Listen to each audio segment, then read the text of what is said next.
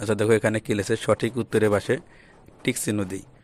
অর্থাৎ এখানে একটি করে প্রশ্ন এবং 4টি করে উত্তর দেওয়া থাকবে। এই 4টি উত্তরের ভিতরে যে উত্তরটি সঠিক হবে সেই উত্তরের পাশে কী করতে হবে, টিক চিহ্ন দিতে হবে। তাহলে আমরা দেখি 1 নম্বরে কী আছে দেখো, 30 যোগ খালি ঘর সমান 75। খালি ঘরে কোন সংখ্যাটি বসবে? অর্থাৎ এই যে ক খ গ ঘ এই 4টার সংখ্যার ভিতরে দেখো ক নাম্বার আছে 30, খ নাম্বার আছে 45, গ নাম্বার আছে 75, ঘ নাম্বার আছে 105। এখানে 4টার ভিতরে কোনটা বসবে সেটা আমাদের টিক চিহ্ন দিতে হবে। তাহলে কোনটা বসবে দেখো, 30-এর সাথে এই কত যোগ করলে 75 হবে? তাহলে এখানে হবে 45। দেখো এই 0 আর 5 যোগ করলে 5, এই 4 আর 3 7, 75। তাহলে খ নাম্বার আমরা কী করবো, টিক চিহ্ন দেবো। এরপরে দেখো নিচের কোনটি সঠিক নয়? অর্থাৎ এই 4টার ভিতরে কোনটা সঠিক নয় মানে ভুল আছে, সেই ভুলটা আমাদের টিক চিহ্ন দিয়ে দেখা দিতে হবে। তাহলে দেখি কী আছে দেখো, এখানে বিয়োজন বিয়োগ বিয়োজ্য সমান বিয়োগফল, বিয়োগফল যোগ বিয়োজ্য সমান বিয়োজন, বিয়োজন যোগ বিয়োগফল সমান বিয়োজ্য, বিয়োজন বিয়োগ বিয়োগফল সমান বিয়োজ্য। এটা কোনটা সঠিক নয় সেটা আমাদের টিক চিহ্ন দিতে হবে।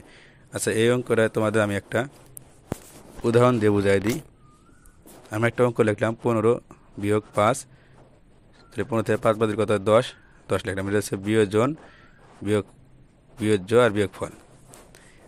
দেখো এখানে ক নাম্বার কিছু বিয়োজন বিয়োগ বিয়োজ্য সমান বিয়োগফল। তাহলে বিয়োজন কত 15, বিয়োজ্য কত 5, 15 থেকে 5 বাদ দিলে কত বিয়োগফল 10।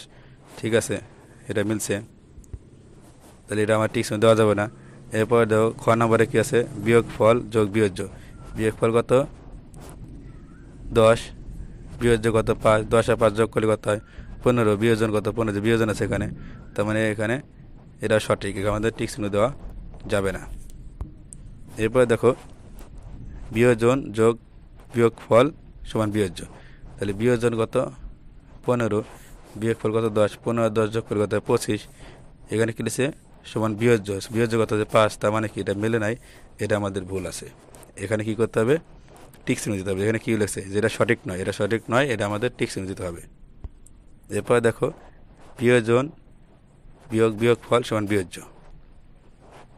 তাহলে এখানে বিয়োজন কত 15, বিয়োগ বিয়োগফল কত 10, 15 থেকে 10 বাদ দিলে কত হয় বিয়োজ্য কত 5, 5 মিলে গেছে। তাহলে আমাদের এই গ নাম্বারটা সঠিক নয়, আমরা এখানে টিক চিহ্ন দেবো, আর সবগুলো সঠিক আছে।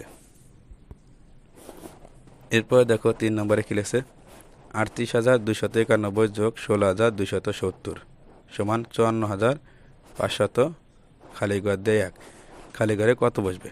এই খালি ঘরে কত বসবে 4টার ভিতরে সেটা আমাদের টিক চিহ্ন দিতে হবে। কত বসবে 9, 8, 7 না 6 কোনটা?